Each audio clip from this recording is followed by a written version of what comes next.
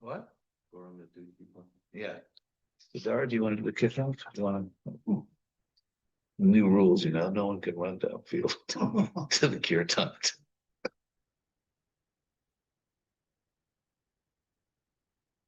Namo Vishnu Padaya Krishna Pristaya Bhutale Srimate Bhakti Vedanta Swami Namine Vishnu Padaya Krishna Pristaya Bhutale Srimate Bhakti Vedanta Swami Namaste Sarasate Deve Gauravani Pracharine Nirvishesha Shunyavadi Pachatyadeshatarine Namaste Saraswati Deve Gauravani Pracharine Nirvishesha Shunyavadi.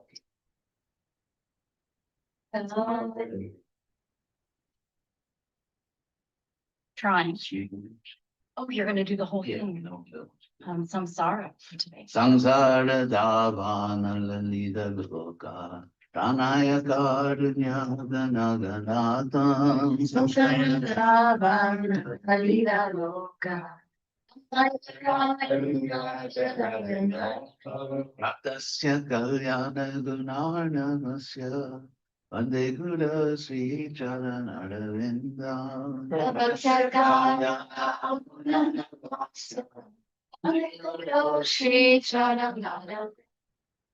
Mahaprabhu Kirtana Nritya Gita Paritramadyan Manasarasena Mahaprabhu Kirtana Nitya Gita Paritramadyan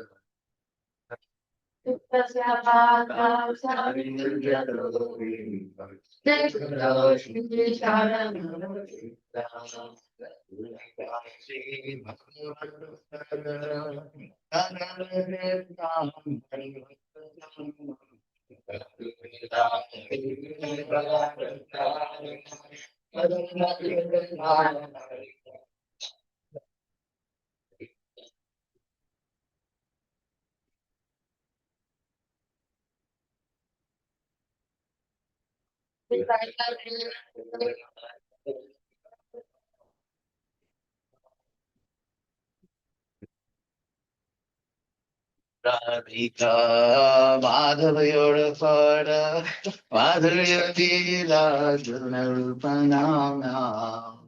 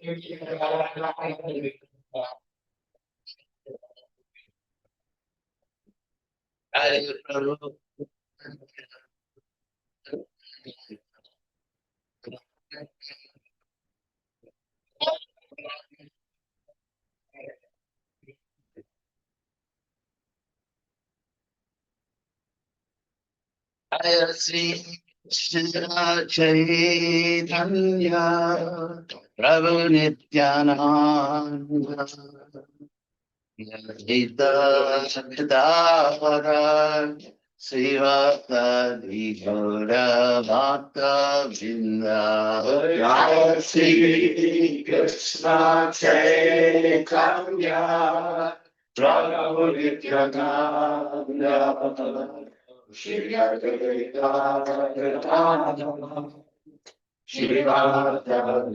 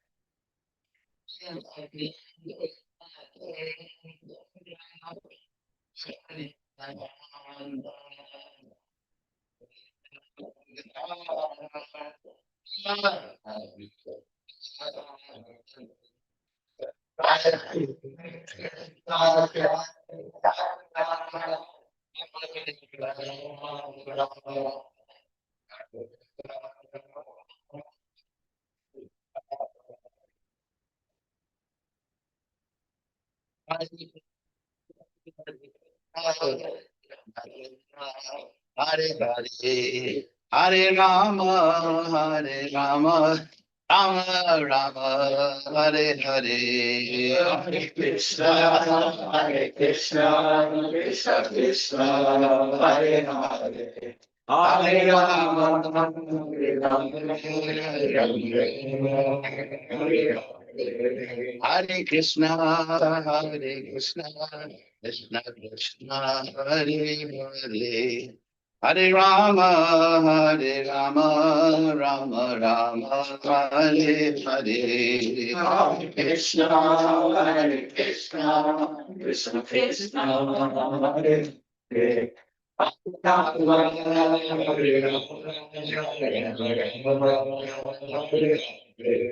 Hare Krishna, Hare Krishna, Hare Hare. Hare Rama, Rama Rama, Hare Hare.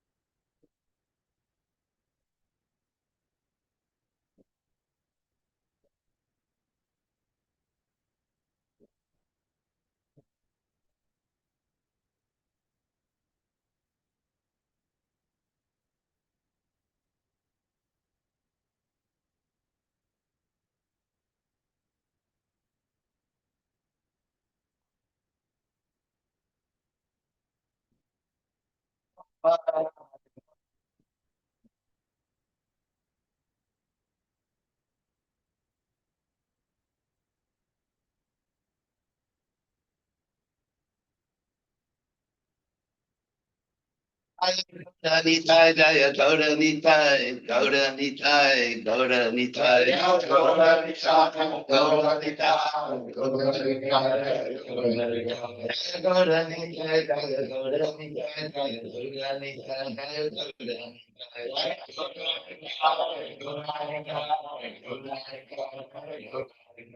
Prabhu Paragaya Prabhu Paragaya Prabhu Paragaya Prabhu Paragaya.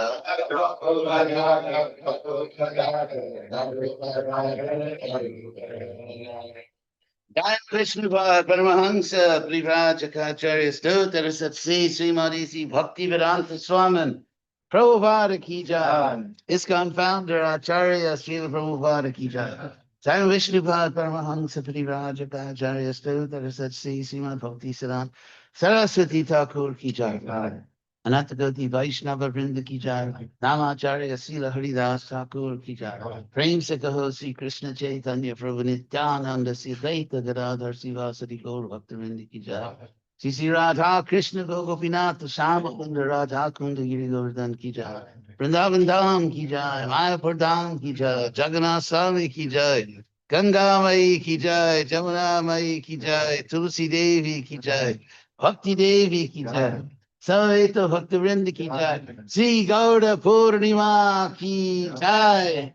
Gaur Premanandi Hari Hari Bol.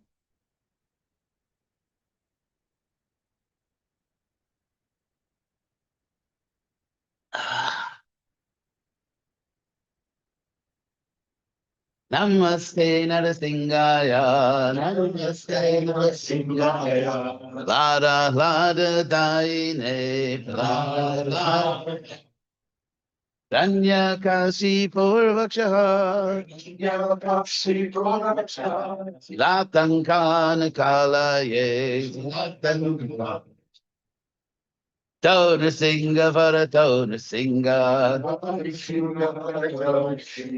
Toya Vita Tona Singa. Single Hridaye Single Singamadi Sharanam Prabhaje Tava Karakamalavare Nakam Adhuta Singam Dalita Hiranya Kasipu Tanupingam Keshava Vrita Narahari Rupa Kaya Jagadisha Hare Jaya Jagadisha Hare, Jaya Jagadisha Hare. Javakari Kamalare Nakama, Adhusta Singama, Dalita Hiranyakasipu, Tanu Bringa, Kesava Drita Narahari Trupa, Jaya Jagadisha Hare, Jaya Jagadisha Hare, Jaya Jagadisha Hare. Gauranga ki jai. So if anyone wants to sit on the couch here, we have sitting places. You're more comfortable there. Brahmacharya, you want to sit on the couch? Yeah, make sure everyone's comfortable.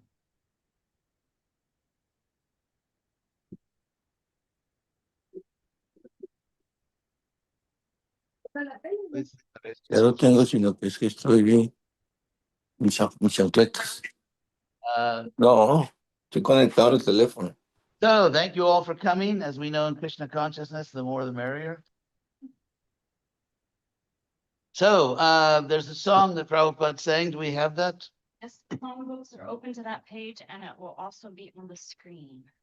Prabhupada sang the song. It's a very, very beautiful song about Lord Chaitanya. Could I have a songbook, please?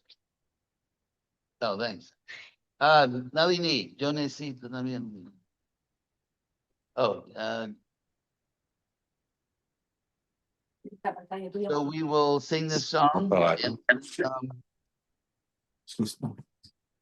actually, I like to talk a little bit about what it means before we sing the song so you know what you're singing. So maybe we'll just briefly go over that so you have some idea. Very beautiful song. This is by from the Prarthana, which means the prayers, or the almost like supplications by Narottam Das Thakur. It's interesting, just like it's common that artists, when they paint a picture, they sign their name in a corner. So the Vaishnavacharyas often sign their name at the end of their songs. Common thing. So at the end of this song, the last line is going to be Narottama Magi Tarasanga. So Narottam actually signs off in the last line of this song. And Narottama, maybe just a word about the author of this song. He's one of our heroes, first of all, because he's a great devotee, but also because he wrote songs in, as Prabhupada said, simple Bengali, which is what that's what most of the Gaudiya Vaishnavas, I mean, Gaudiya actually means Bengali, really. It's a geographic term, Gauda Desh. So even in Vrindavan, there was a very powerful, say, majority influence of the devotees from Bengal. And so he wrote it in the language of the people. It's sort of like Gauranga West, or no, well, it wasn't West technically. Although interestingly, the rest of India was west of Bengal. So he actually literally, took it to live. But the fact that he wrote these songs in a language that everyone could understand, and this had an extraordinary impact. The fact that someone, and apparently he was also an extraordinary, I don't use the word kirtaniya because it literally, anyway, it's going to the grammar. Just grammatically it's wrong, but he was a very powerful, he's a pure devotee, Narottam Das Thakur, and he brought Krishna consciousness to the people in a language they could understand. And that's what Lord Chaitanya did, because Krishna had already spoken the Bhagavad Gita. And so Prabhupada used to say that regarding Lord Chaitanya's descent, that Krishna came and he taught Bhagavad Gita, but people didn't understand it. So if you look at the history of our tradition, whether it's the great acharyas like Narottama or Prabhupada, or whether it's Krishna himself, if people don't understand, they try a different way. That's the point. They don't just keep doing the same thing. Hare Krishna. There's a bench there for What's it? Oh, there's a place on the couch also. Right here.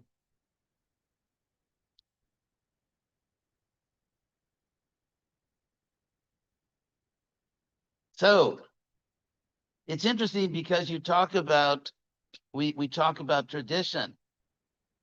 You probably, how many of you know that song from Fiddler on the Roof, Tradition?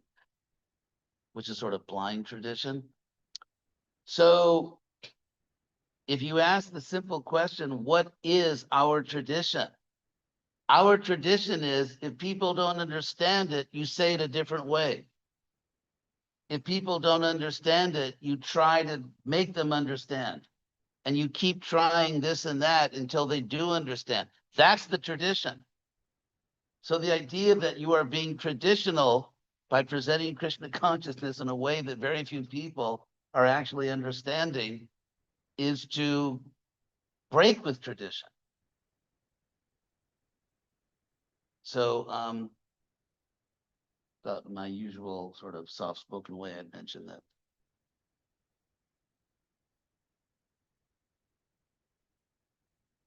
So anyway, this song is itself, it's funny because for us, it's sort of like, you know, it's a traditional song. It's in Bengali.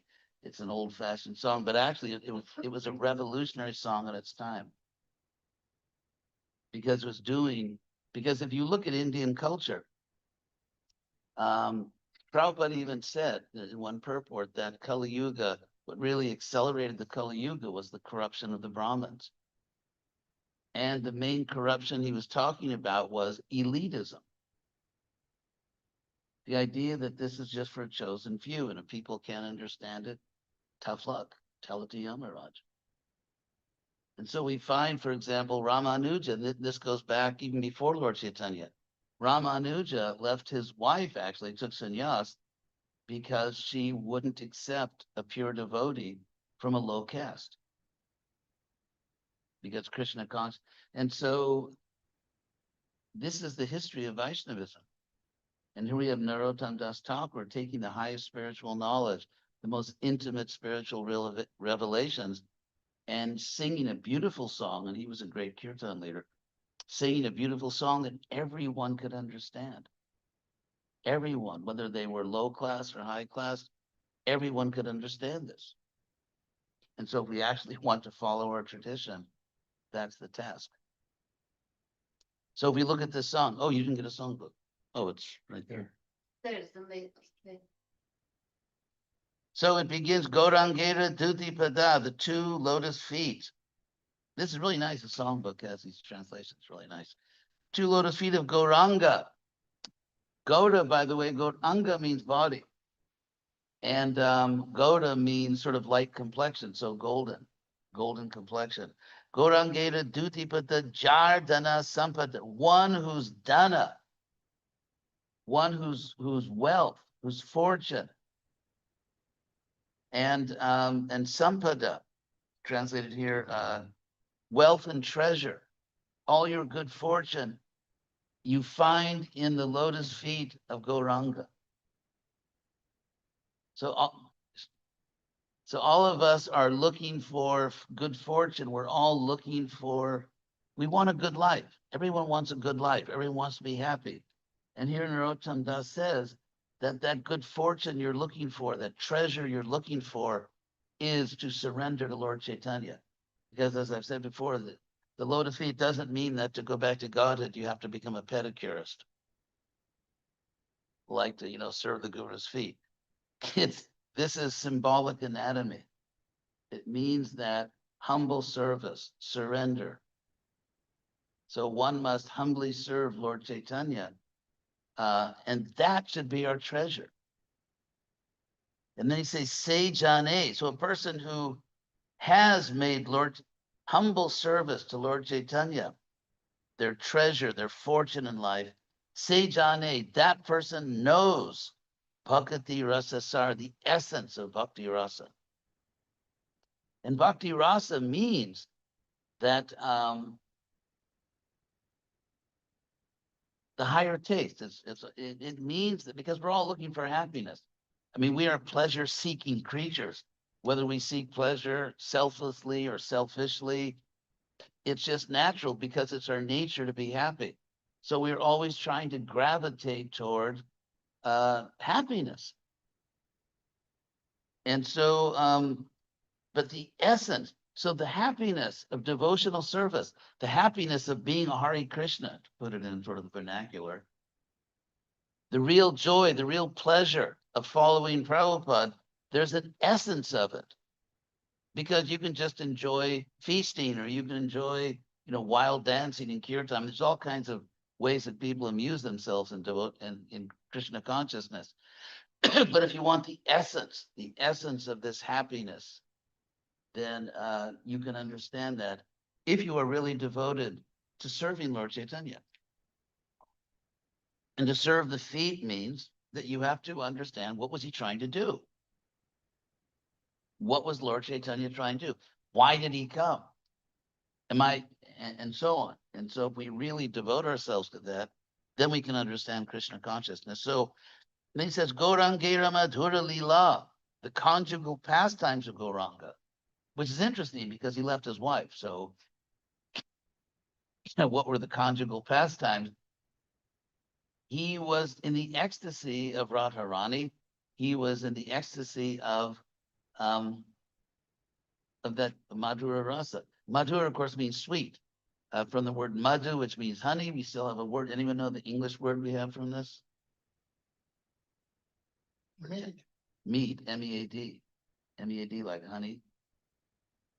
So anyway, Gauranga Madhura Lila, Jara Karne Praveshi. So one in whose ear, Karna means ear, one in whose ear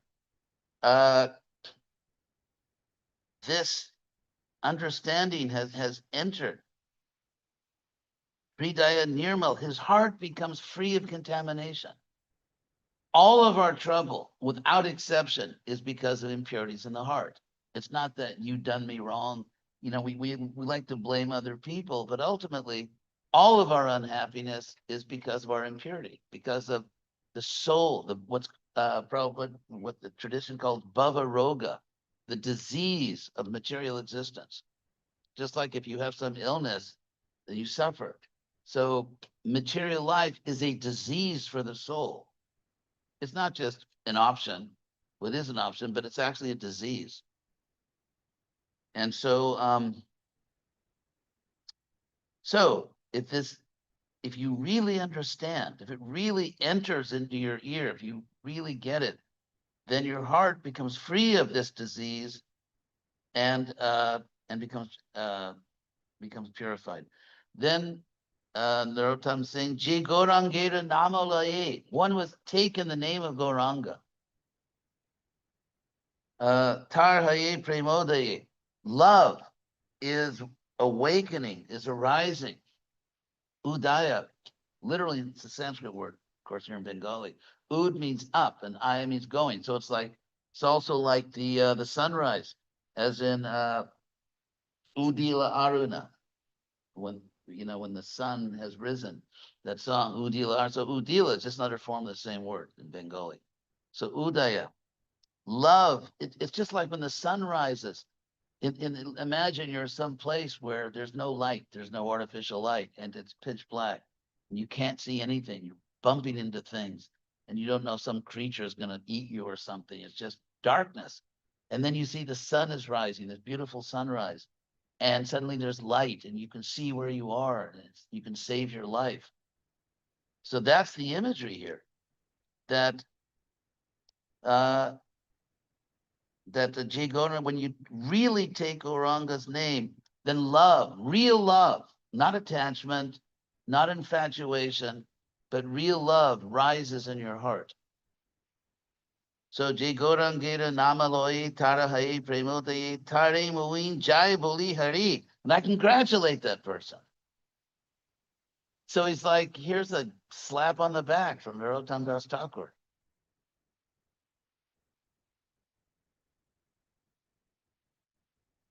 And it's translated here, bravo. Bravo, very nice. So this is a jovial tradition. Tare Mohin Jai Boli Hari Gauranga Gunete Jure. So gunete, guna means the qualities. The word guna in Sanskrit can mean just like the qualities, like goodness, passion, and ignorance, but also as in English, it can mean a good quality. A good quality. In fact, you find in the Bhagavatam, there's often this contrast between guna and dosha. Guna means a good quality, and dosha means some fault, some defect. So Gauranga gunete jure, one who cries out all the glorious qualities of Lord Chaitanya, just spontaneous glorification, because you're just ecstatically appreciating Lord Chaitanya. Gauranga gunete jure, nitya lila tare spure. Krishna's eternal pastimes are revealed to that person. Hare Krishna, Kirtan third. Krishna's eternal pastimes are revealed to that person. And that's real life. By the way, I can't help mention, I'm just preparing my my talk in that BI thing we're doing. And so the whole point of, what constitutes a valid science? What constitutes valid proof? What are the different ways that things can be proved and so on? So here, spure means a revelation. It's just, and actually spurti means it's just revealed to you. Like you have this flash and it's just, you see it. So these eternal pastimes are revealed to you. And Sejana Bhakti Adhikari, that person, Sejana, which means that person, becomes an authority, an authorized person in devotion. Adhikari means like you have a right. For example, Krishna says in Bhagavad Gita, I think 247, that karmanyeva adhikaraste, your adhikara, your qualification or your right is only to do your duty. You have a right to do your duty. So, and then when people get married, I don't even still use those words anymore. These be called das adhikari. It basically means that when you're married, you can have your own bank account and, have your own place. Because if you think about it, in the sort of traditional Vedic system, people lived in ashrams in which it was just you acted like a servant of the whoever was the guru Kula, and so people learned humility and service. But then when they get married, you move out and you have to become your own master, in the sense that you've got to take charge of your own life. That's why householders were called adhikari. And so here it is said that a person who is relishing the glories, the glorious qualities of Gauranga, and these eternal pastimes have been revealed to that person, they become a bhakti adhikari. They become an authority in devotional service, or they have a right to advance spiritually. And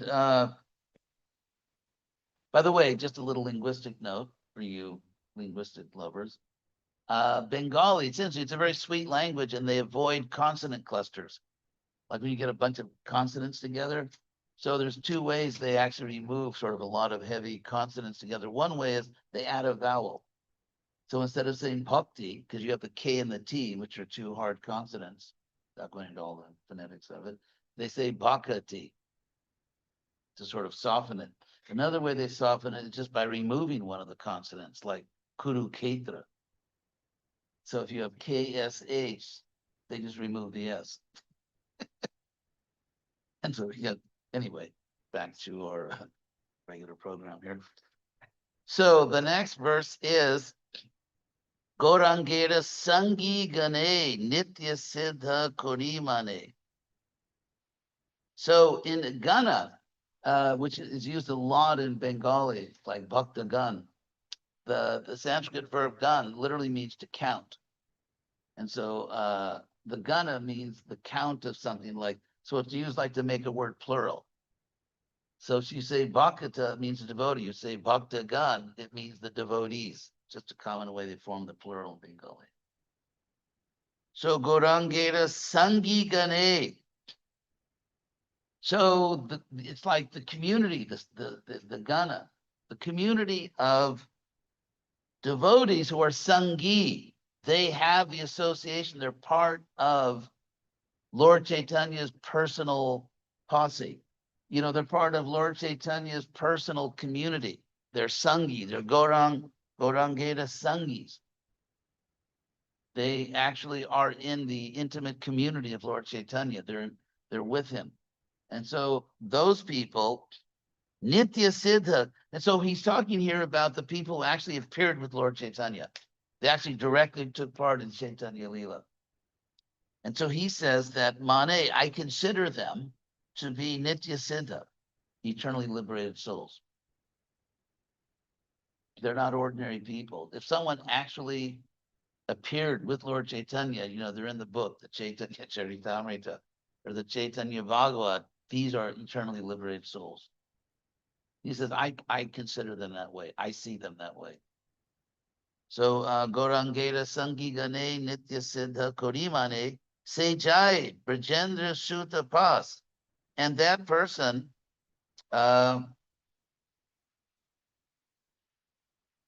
enters or goes. That's just there's a Sanskrit verb ya, which means to go, like yanti deva vrata devan.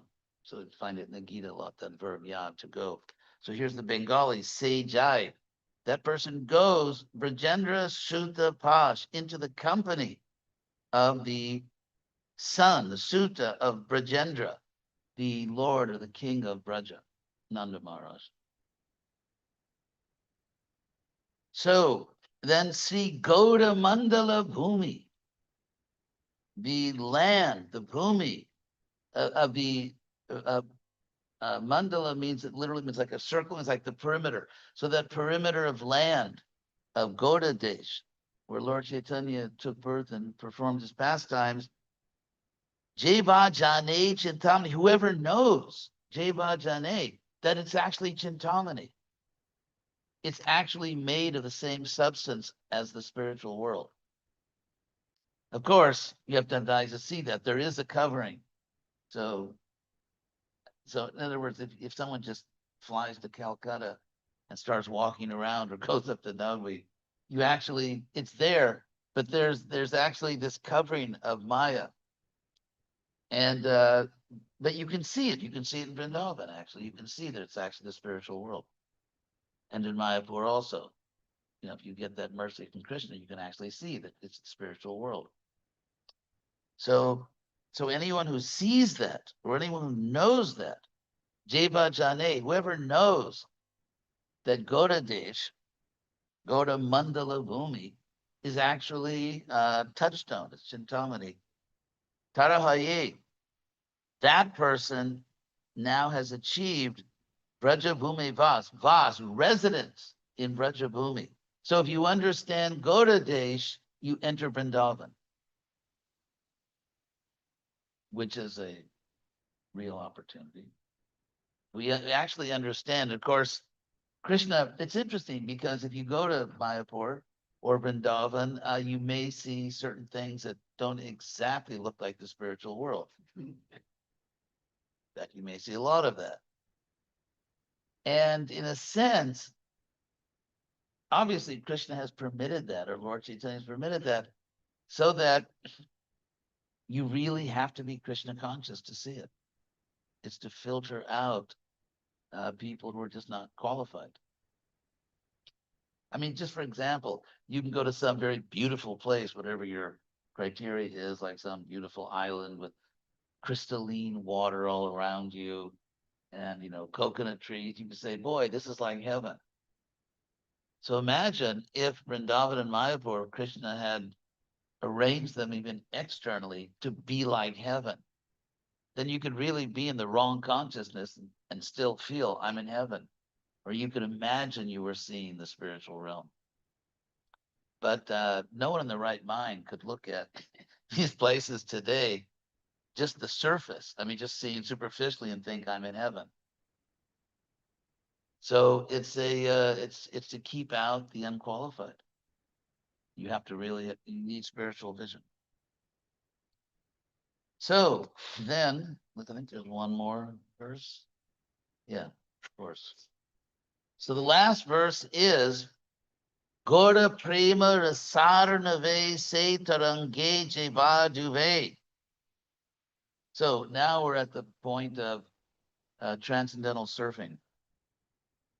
That's what it is. It says, so Gaura Prema Rasar Arnava means ocean. So in the ocean of the taste of love of Chaitanya, or to experience the love that Lord Chaitanya brought, Gaura Prema, Rasa, Arnave, in that ocean, Se Tarange, Jevaduve, one who is diving in those waves.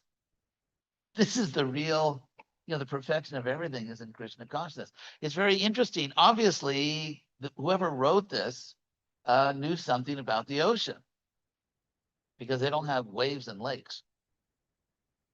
And so, and this is not the only place. This is sort of a somewhat common metaphor in the writings of the acharyas, the great devotees of Lord Chaitanya.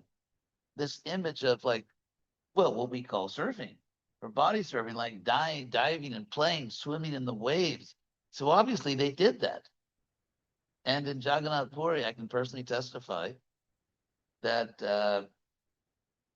there are times of the year they have extraordinary waves, if you're inclined to that kind of thing. So here you find in these songs, they knew about playing in waves, swimming, going in the ocean. And so it's interesting because if you look at the metaphors or the similes, you understand the life they were experiencing, what was all around them. For example, if you look at books like the Bhagavatam, or even been reading some of the books by Lord Chaitanya's followers, and they're constantly metaphors about common things like clay pots or flowers or different kinds of animals or fruits, and they're constantly comparing things to natural objects. And so what that tells you is the world they lived in.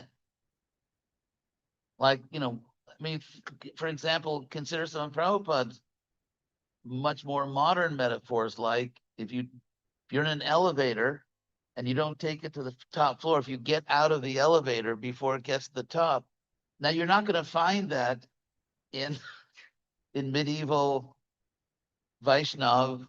They're not going to give examples like, or jet planes, elevators.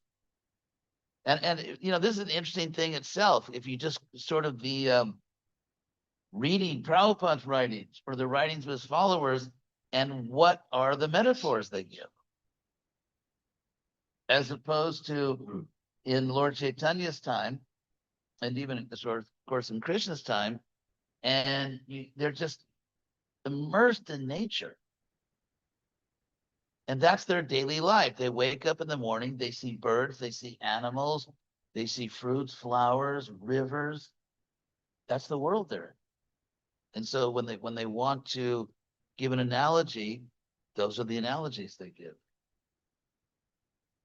which is interesting. So here, as we know, Lord Chaitanya chose in this age to make his residence on the beach, which is also interesting, which he also did, by the way, 5,000 years ago, because he lived most of his time on this planet. He lived on an island, Dwarka. What's that noise? Oh. Okay. I can't get that out. So, I mean, I think it's just interesting. Both 5,000 years ago and 500 years ago, Lord Chaitanya chose to be on the coast, which is itself an interesting thing. So if we kind of look at, I mean, what social scientists would call the material culture, or anthropologists, of course, it's not material because it's Krishna. It's just very interesting. All these things I think are interesting. So here we have this ecstatic, well, technically body surfing metaphor. And that is, so whoever is swimming, is playing in the waves of the ocean of rasa, of Gaura's love of Krishna, that person say Radha Madhava Antaranga. That person has become an intimate associate. Antar means like internal. That's where we get the word internal, by the way, antar. So an antar anga, an internal associate, a very intimate. In Sanskrit, that's sort of how you say intimate. Intimate has become an intimate associate of Radha Madhava. Has become an intimate, because if you really have become an intimate, and to do that, we have to be trustworthy. It's like if you have a friend and then one day your friend just does something they really shouldn't do, then you begin to wonder, is that really my friend? And so to become an intimate associate of Krishna, you can't have bad days. You can't have, well, you tell Krishna, well, I'm just not in a good mood today. Like, I don't want to talk to you today, we'll talk tomorrow. You can't really do that. You have to be reliable. And one has to be steadier, just like, or you can't just say, Christians tell you, where were you last night? Can we not talk about that? So to be an intimate associate of anyone, you have to actually be reliable. You have to be trustworthy. And so to be an intimate associate of Krishna or Lord Chaitanya, we have to be fixed. And the first stage of that is what Rupa Goswami calls nishta. The stage of nishta. Sta, of course, is we have in English stand. Same word. And ni can mean like in or down. And so nishta means like you're really firmly standing. Like they say in English, like someone has their feet planted on the ground. So that image of having your feet planted on the ground is kind of what nishta is. That you're really fixed, you're really rooted, you're really steady, and you're firmly standing there. Nishta. So anyway, that's Se Radha Madhava Antaranga. So grihe va bonete take. So so va means like this or that. So whether the person is grihe, a householder, whether a person is a householder or banete take, or staying in the forest. Vana, of course, is forest. Vrindavana. So banete is Bengali. So whether someone is in grihastashram or is renounced in the forest, ha Gauranga bolita ke. If they're chanting Gauranga, shouting it, ecstatically shouting Gauranga in ecstasy, then Narottama, and now here he signs his song, like in a painting, artist puts their name in the corner. So here Narottama is signing his song, Narottam Mage. Narottam is begging Tarda Sangha for that person's association, that person's company. So it's a very beautiful song. A very, very beautiful song, which Prabhupada sang in a very moving, powerful way. So we'll sing it now. And Prabhupada's melody, if I can pull it off.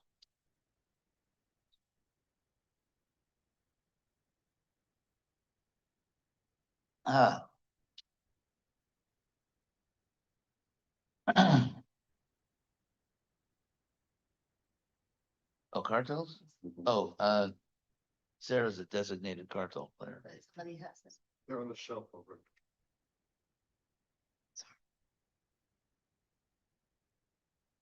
So, Gaurangeda Dutipada Jardana Sampada Gaurangeda Dutipada Jardana Sampada Sejane Bhakti Rasa Sar Sejane Bhakti rasa sa.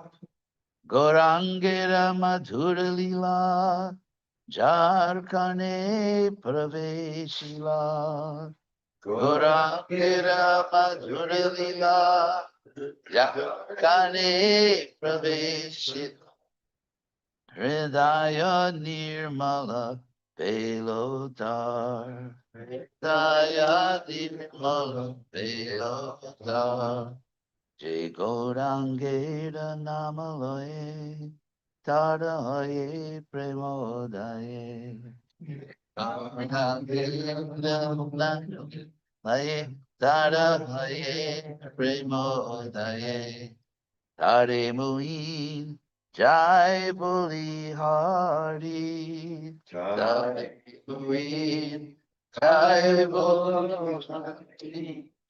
Gauranga Gunete Jure, Nitya Lila Tare Spure. Gauranga Gunete Jure, Nitya Lila Tare Spure. Se Jana Bhakti Adhikari, Se Jana Bhakti Adhikari. Gaurangera Sangidane, Nitya Siddha Kori Mane. Gaurangera Sangidane, Nitya Siddha Kori. Say Jai Brajendra Sutapash. Say Jai Brajendra Sutapash. Sri Gaura Mandala Bhumi Jeva Jane Chintamani. Sri Gaura Mandala Bhumi Jeva Jane Chintamani. Tarahaye Vraja Bhume Vas.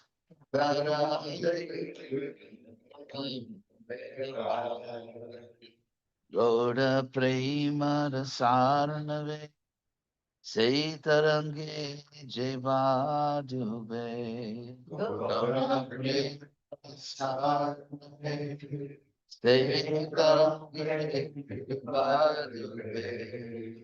Radha Madhava Antaranga Shri Radha Antaranga Griheva Prabhupada did the I'm going to do here.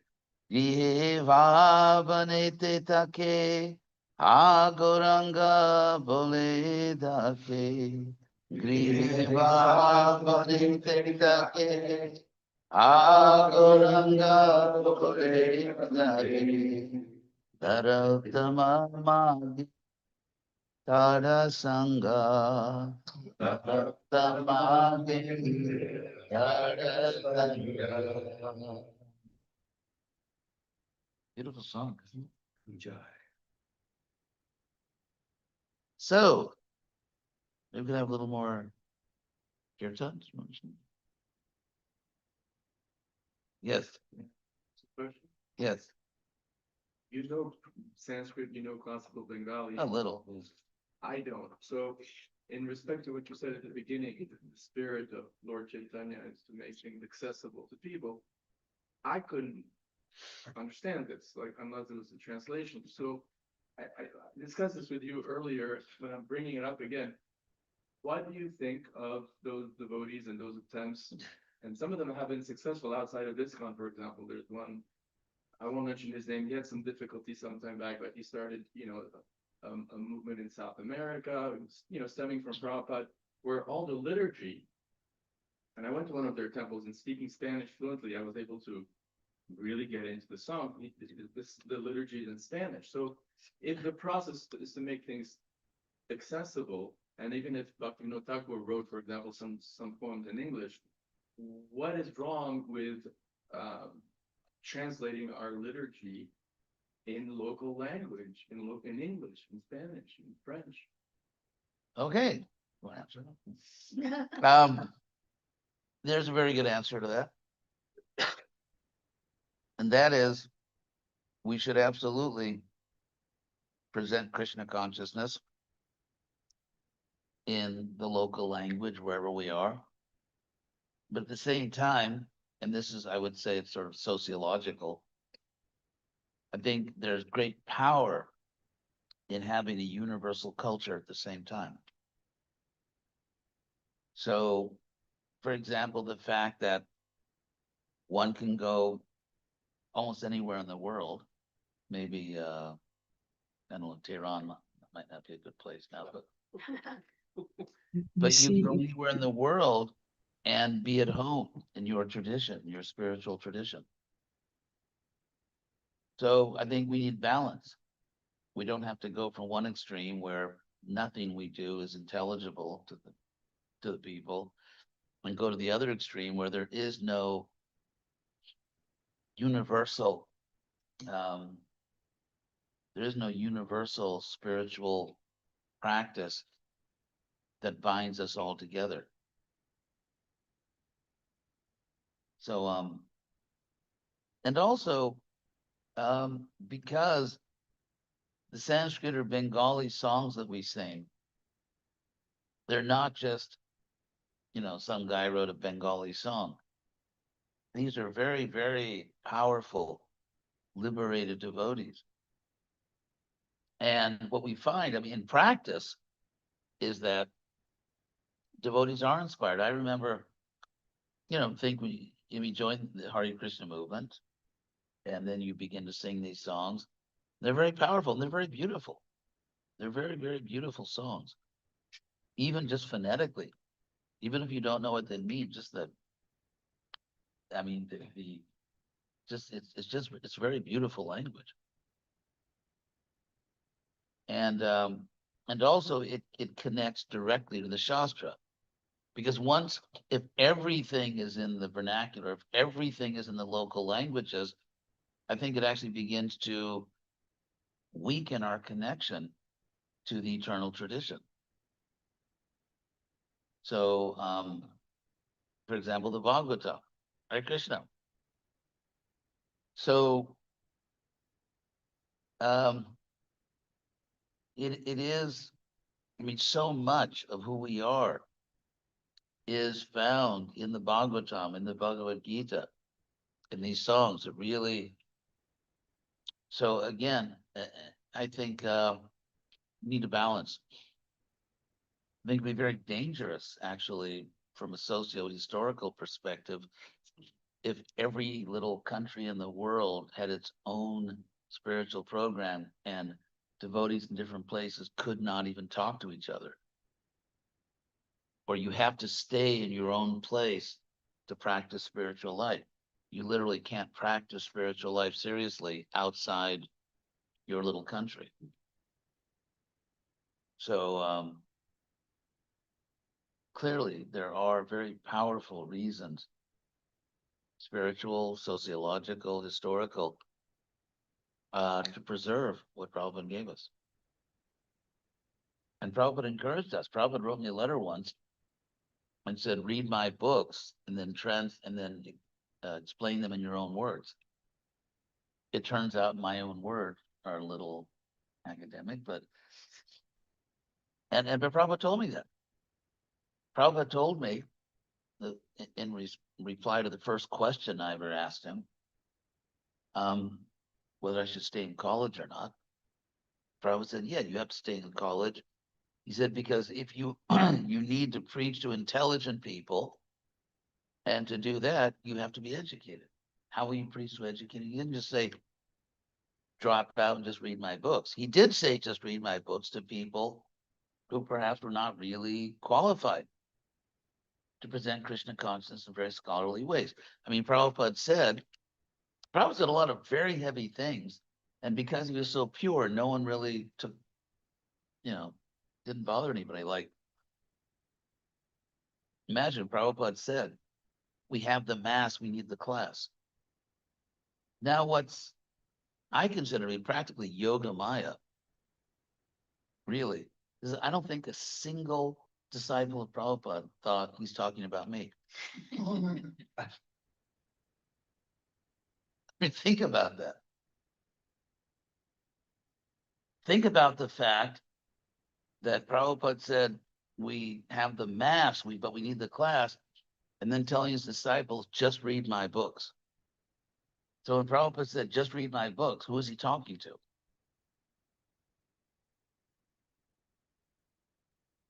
In other words, just quoting Prabhupada, just sort of scouring database to find quotes that seem to support what you think is a far cry from actually being a serious Vaishnava scholar. So it's interesting because Krishna consciousness or philosophy is very simple. At the same time, it's extremely sophisticated. And that's why you have to buy it now. That's why Lord Chaitanya, I mean, if you look at his intimate associates, of course he had many intimate associates, but why are we called Rupa Nugas? There were lots of pure devotees who were just very simple devotees, but were not called their anugas. We're Rupa Nugas. Why? Because Rupa Goswami was, by any standard, whether it's material or spiritual, a genius. Before I actually went to Harvard as a student, I was invited to give a talk there in the, I guess it was the religious studies department. And I went there as a member of the Chaitanya cult of Chaitanya, as Prabhupada would say. And so the chairman of the department then was a guy named Gary Tubb. He's a very respected scholar. He's been at the University of Chicago, I think, for some time now. But he was chairman of the Harvard Sanskrit department. And he's a real gentleman. And he invited me into his office. And we just talked for a while, 15 or 20 minutes before the talk. He's a very nice man. So he was going on and on glorifying Rupa Goswami. He wasn't a member of the Hare Krishna movement. He was, obviously a very respected scholar, but he was just going on and saying how Rupa Goswami was an intellectual giant of his century. And so it's not that everyone has to be a scholar. It's just like in an army, not everyone's actually in the front line firing bullets, but in fact, most of the people in the army aren't doing that. So everyone has a valuable contribution to make, but there must be hierarchy. There has to be, it's like in an army, the people that are cooking, the people that are making sure, the powder's dry, so to speak, making sure all the equipment works, the guns fire. That's all in the service of the actual battle. Everyone in an army is directly or indirectly serving the battle, winning the battle. And so, of course, one can serve Krishna in many ways according to one's nature. But if you have a movement or a religious society where everyone is just doing what they do by their God-given right to serve according to their nature, which they have, but it's not focused, it's not prioritized. It's not that, okay, I like to cook, I like to sew didi clothes, I like to do kirtan, I like this, I like that, I like to give lectures. But it's not that everything in a very organized, strategic way is focused on the front line of the battle. Then you just have a church. So ultimately, that's why the Bhaktivedanta Institute is so important, which Brahmatirtha revived. And that's why these things, that's why it's so important. So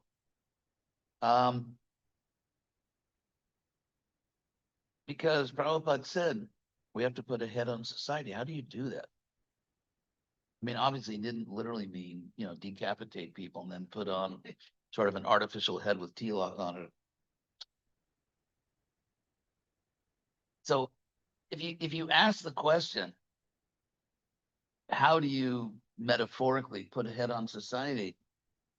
That involves a lot of very advanced socio-historical thinking. That is an extremely, you talk about a problem to be solved. How do you do that? What does history tell us about that? What does social science tell us about that? Is that even a project? I mean, do we even have, among the millions of people now in the Hare Krishna movement, is there a committee even that is studying historically, sociologically, how do you establish a group of people as the authorized teachers within a society? Or are we just supposed to, bang on drums and dance and it just happens? So, to Lord Chaitanya, to me, one thing I'll mention here, and then I'll, no, you're lucky I'll stop. And that is that I remember when we used to go to Mayapur for Gaura Purnima, for the festival and the GBC meeting, and Prabhupada used to say that because this is the beginning of the Gaurabda, the Chaitanya year. By the way, in the Chaitanya Charitamrita, Prabhupada always gives like the date of certain events, the Western calendar, and then the Shakabda. And so the Shakas, that was the Indian pronunciation of the Scythians, these invaders from Central Asia, who actually became faithful Vaishnavas. In fact, some of them went to Rajasthan and became the Rajputs, the great defenders of Vaishnavism. But anyway, they brought a calendar with them when they came into India, and that's the Shakabda, the Scythian calendar, and its little detail. So,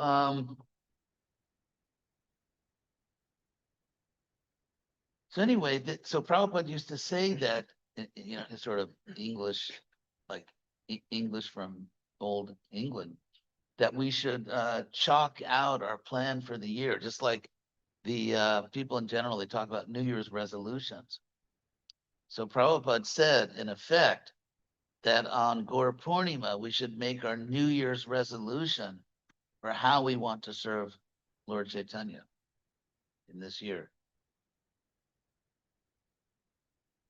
So, yeah, everyone should do that.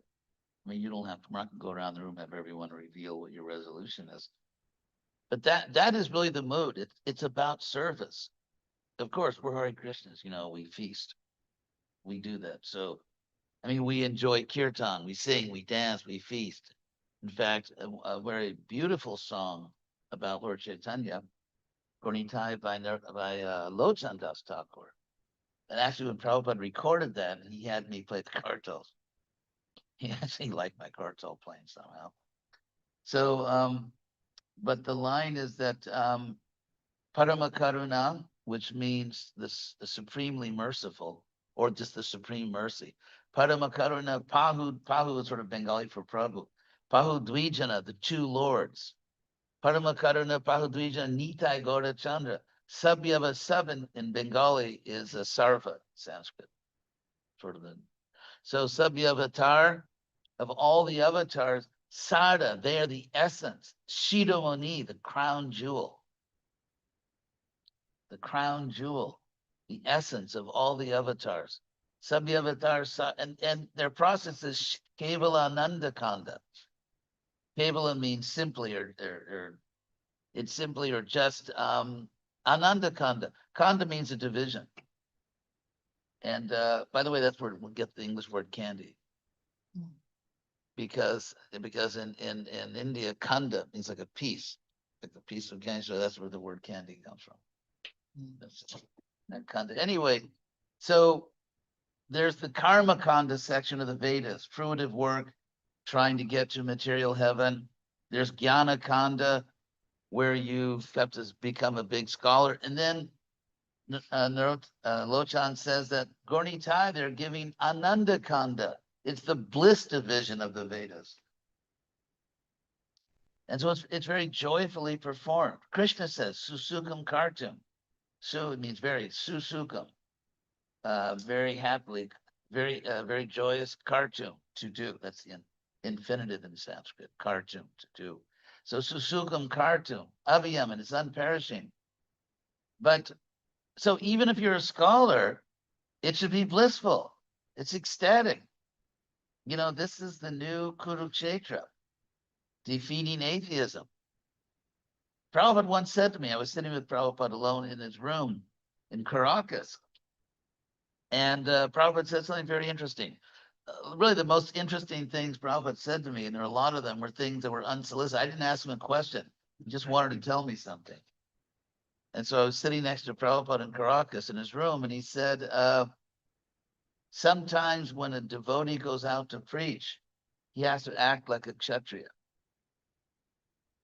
And I think I understood what he meant, because just the tone of his voice, the way he was saying it, almost apologetically, because he's a Paramahamsa. He sees everyone as a pure soul.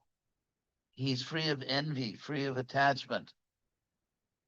And yet he took on this role of blasting away illusion.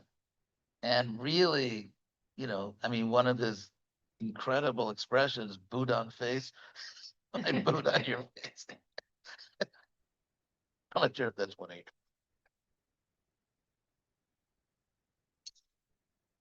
What an expression. So Prabhupada was such a warrior, he was such a fighter, and yet he was a Paramahamsa. He actually saw everyone as an eternal soul. And I once personally, and Krishna just revealed to me that how Prabhupada was seeing people. It was in New Vrindavan in 1972 for the you know, celebrated Bhagavad Dharma discourse. Prabhupada was there for Janmashtami and Vyas Puja. And so I was staying in his house, the house he was staying in New Vrindavan. And so a reporter came, sort of a young guy from the New York Times, to interview Prabhupada. And I was sitting right next to Prabhupada, just watching them, you know, Prabhupada, the reporter, Prabhupada, the reporter. And something amazing happened. It was like mystical. That is that the reporter was just like, you know, he was just like being Joe Reporter, you know, asking this and asking that. And Prabhupada, he would ask a question, and Prabhupada, it's not that he would just ignore the question, but he would really, I could see that Prabhupada was seeing him as a soul. And you have to look it up, see exactly what he said, but it was something like, why don't you surrender to Krishna? That's not what we usually say to New York Times reporters.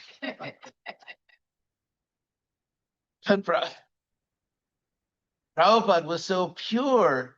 I noticed that he could say things that we couldn't say. He could get away with things that we couldn't get away with. You know, if I would have said it back then, the reporters would have thought, you know, you're being obnoxious. But like, I didn't come here to join your religion.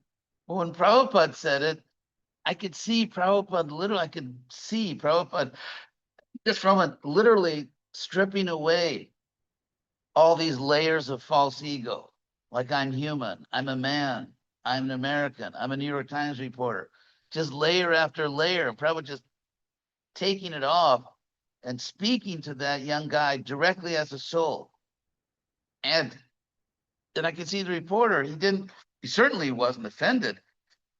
He was just sitting there listening because Prabhupada was so powerful and so pure. I mean, purity is power. It was like unfiltered spiritual potency. And he felt no pain. I mean, Prabhupada did not provoke people's false ego because he had none. If you think about it, if someone's kind of like trying to, you know, bully us, you know, we get angry. Like if someone, and so you kind of respond to the way people treat us. But because Prabhupada was making heavy statements, but with no false ego, Prabhupada was a pure soul speaking directly to another soul. And then after a while, he kind of almost like, okay, put his layers, you know, false ego back on. Okay, you can go now, you know, because you know, go back to your normal life. It's a gradual process. So the more we are pure, the more we can penetrate through people's false egos because it won't hurt. It's like an expert surgeon. It doesn't, you know, that knows what they're doing. So the more we are pure, the more we're talking directly to someone's soul, and it won't offend them. It won't bewilder them because we're treating them with the ultimate respect. People get angry if they think they're being disrespected. But when you see someone as a pure soul, even if you're saying something strong, they're not offended because you're paying them the highest compliment. You're treating them as a pure soul. So that's the other side. I mean, being a successful, well, we don't say preacher anymore, I guess. It's sort of not politically correct. What are we allowed to say? Teacher of Krishna consciousness.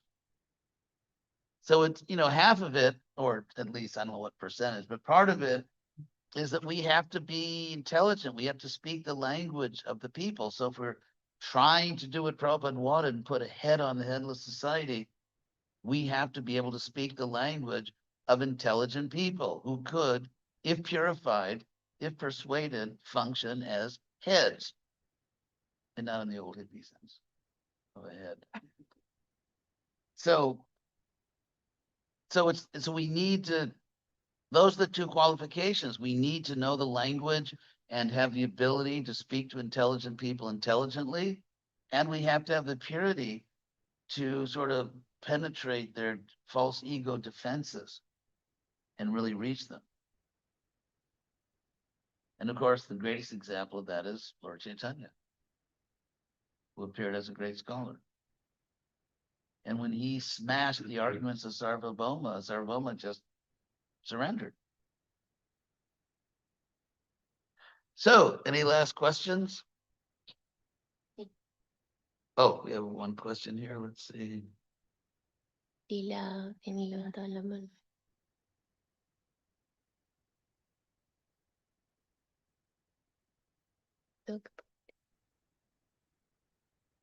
Where's the question? El lila. Yeah, he asks a question every day.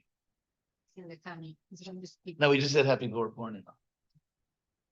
Okay, anyway, thank you all for coming. It's wonderful. Yes, Sarah. When we hear about Lord Chaitanya's life,